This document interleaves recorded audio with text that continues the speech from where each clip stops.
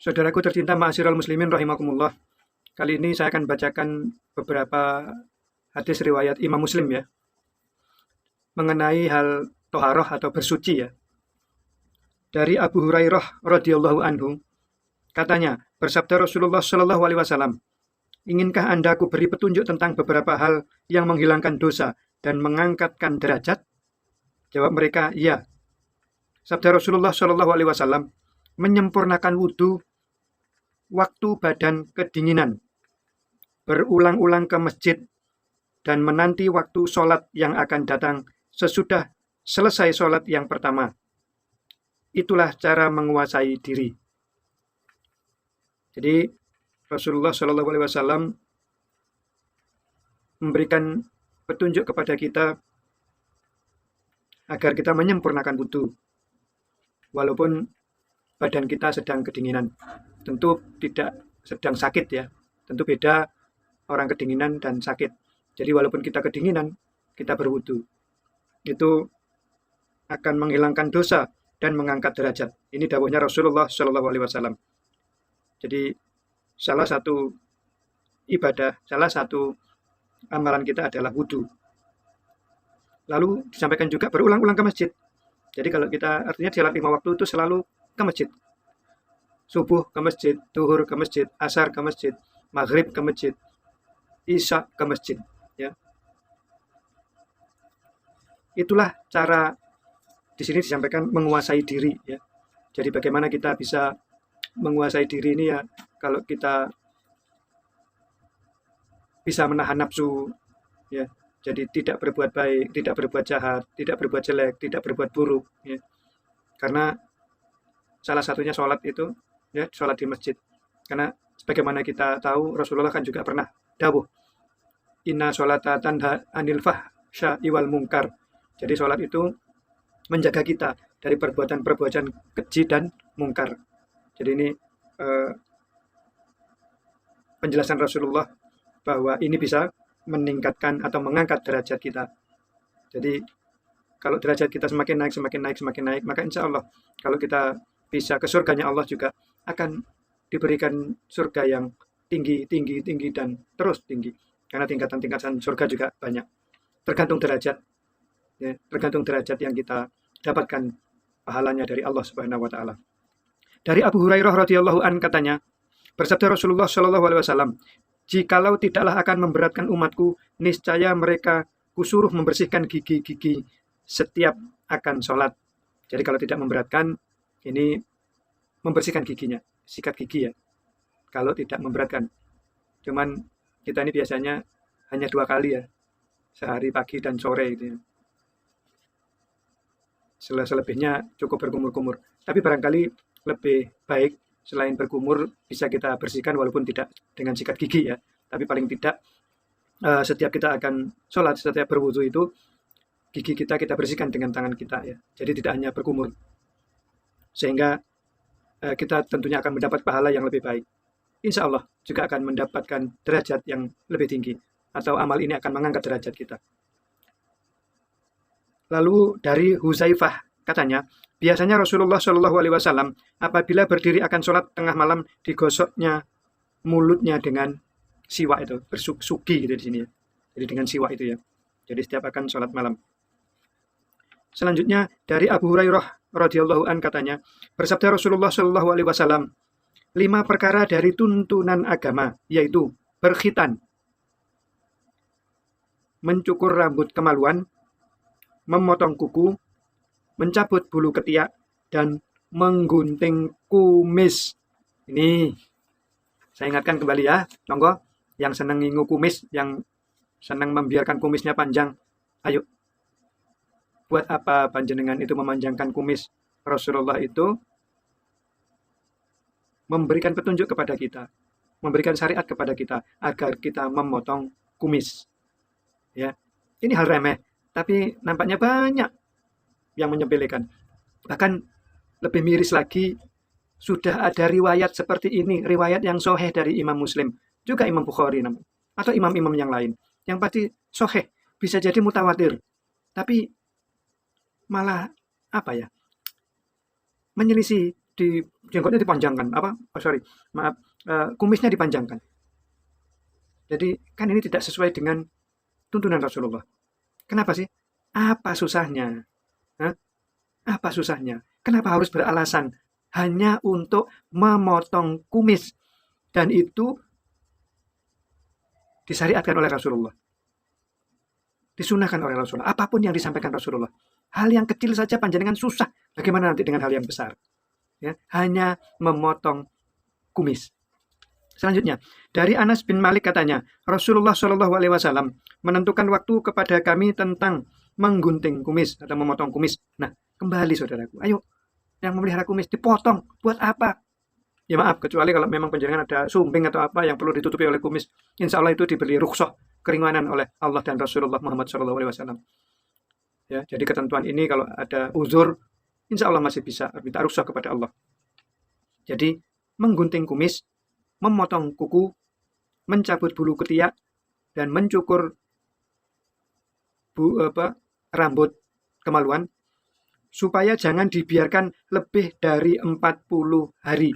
Nah, ini yang punya kumis-kumis panjang. Ayo. Jadi melakukan ini semua tidak lebih dari 40 hari. Mari kita ikuti. Mari kita belajar mengikuti sunnah-sunnah Rasulullah Shallallahu Alaihi Wasallam. Mungkin kita baru dengar, tapi ingat, setiap kita mendengar apapun dari Rasulullah Muhammad Shallallahu Alaihi Wasallam, maka berusahalah untuk, ya Rasulullah, saya dengar, ya Rasulullah, saya taati ya Rasulullah, saya akan berusaha melaksanakannya ya Rasulullah, mengamalkannya ya Rasulullah. Apalagi ini hal-hal yang ringan, ya. Dari Ibnu Umar katanya, bersabda Rasulullah Shallallahu Alaihi Wasallam, guntinglah atau cukurlah kumismu dan peliharalah jenggot. Jadi kembali, kalau tidak penting, ini tidak akan diulang-ulang. Dari Anas bin Malik, dari sahabat Ibnu Umar, ya, dari Abu Hurairah, dan yang lain-lain. Jadi sahabat-sahabat itu banyak yang meriwayatkan tentang bagaimana kita memotong kumis. Ini kalau yang lain kita kayaknya oke lah, nggak ada khilaf, nggak ada perselisihan. Tapi begitu diminta untuk memotong kumis, seolah-olah ini ajaran dai-dai, seolah-olah ajaran ustadz, seorang ajaran kiai. Bukan, ini ajaran Rasulullah Muhammad Shallallahu Alaihi Wasallam. Maka ayo, takutlah panjenengan nanti ini tidak diakui sebagai umatnya Rasulullah. Pada saat kita nanti di telaganya Rasulullah, itu akan diberi minum oleh Rasulullah. Bagaimana kalau panjenengan senangnya menyelisihi Rasulullah untuk hal-hal yang remeh saja, yang kecil ini. Menurut kita mungkin remeh, menurut kita mungkin kecil. Tapi insya Allah itu besar nanti. Banyak hal-hal yang seolah kecil, ternyata besar.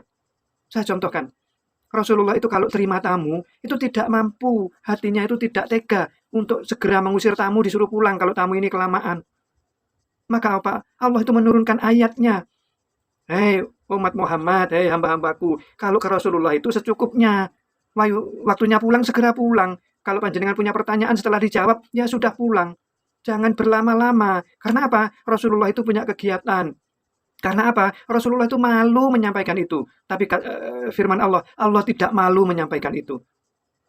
Coba, hanya untuk begitu saja. Ya, orang yang kelamaan bertamu ke Rasulullah ditegur oleh Allah.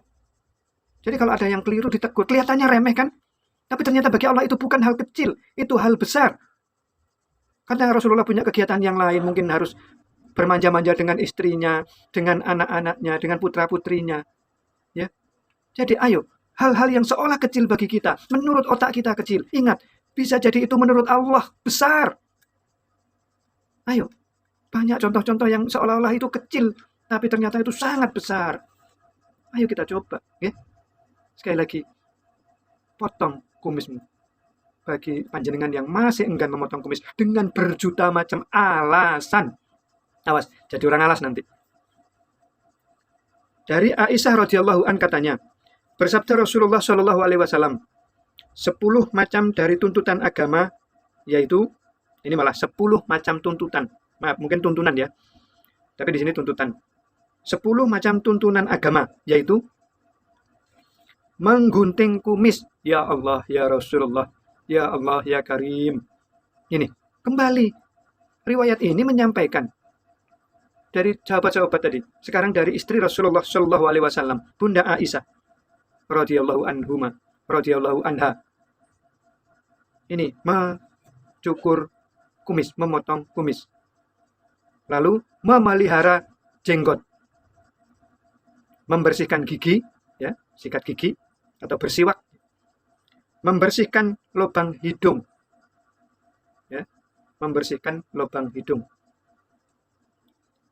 Lalu memotong kuku.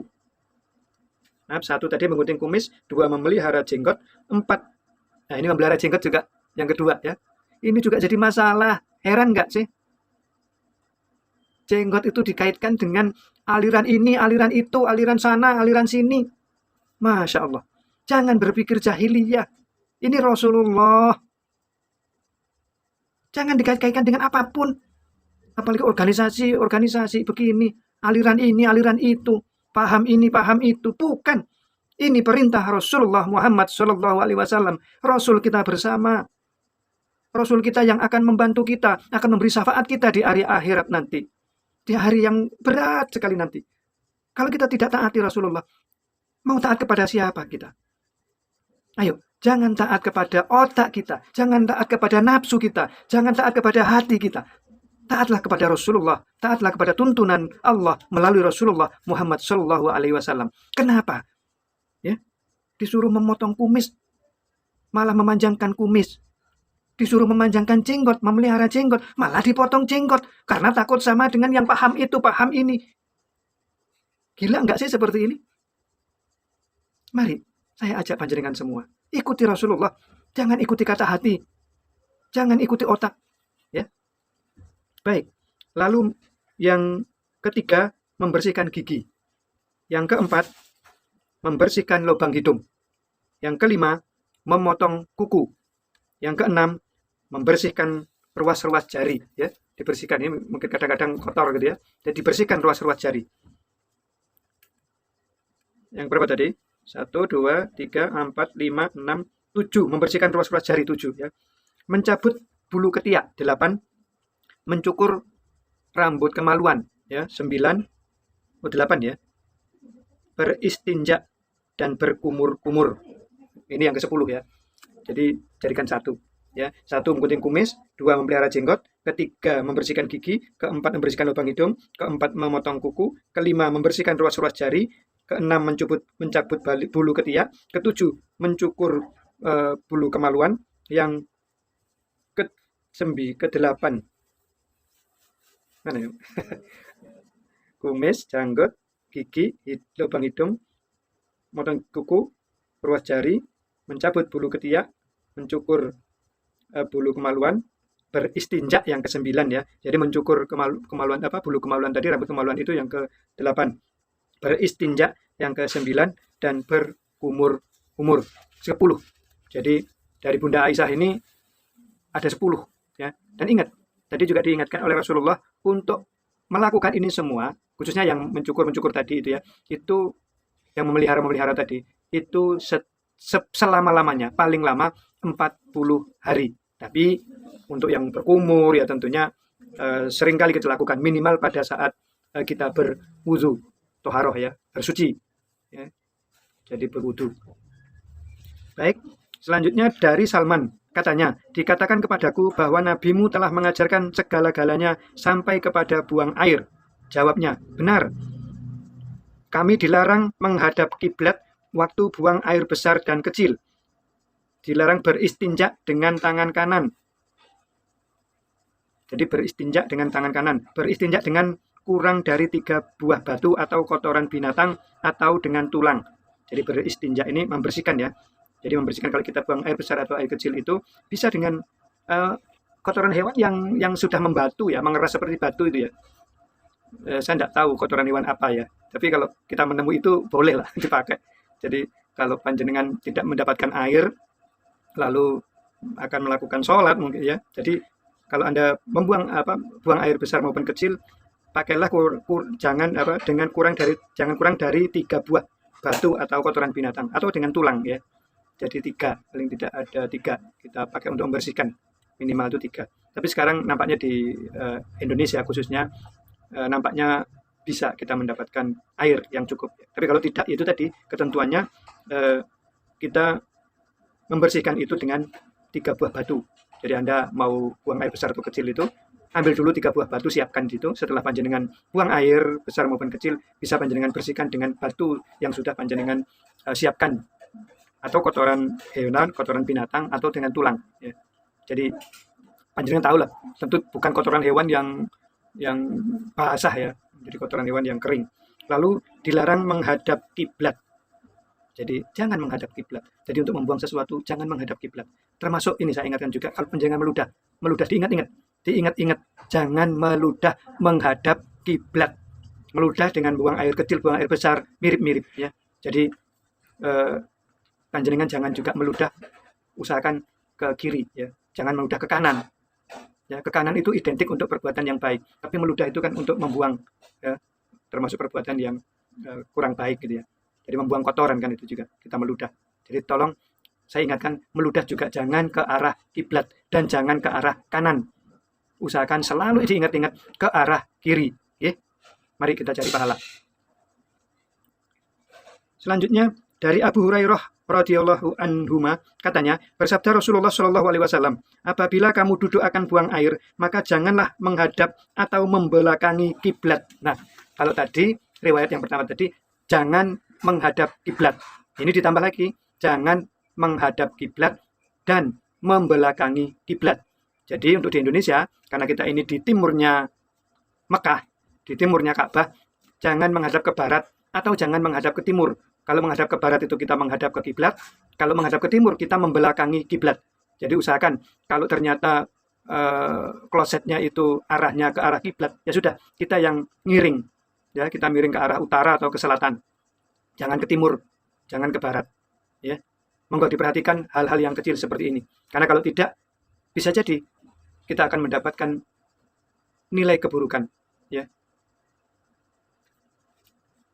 Dari Abdullah bin Abi Qatadah, dari bapaknya katanya, bersabda Rasulullah Shallallahu alaihi wasallam, janganlah seseorang memegang kemaluannya dengan tangan kanan di waktu buang air kecil.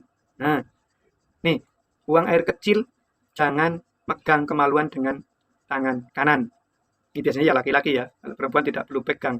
Jadi laki-laki jangan memegang kemaluan pada saat buang air kecil. Dan juga jangan beristinja dengan tangan kanan. Nih, tangan kanan kita juga tidak boleh.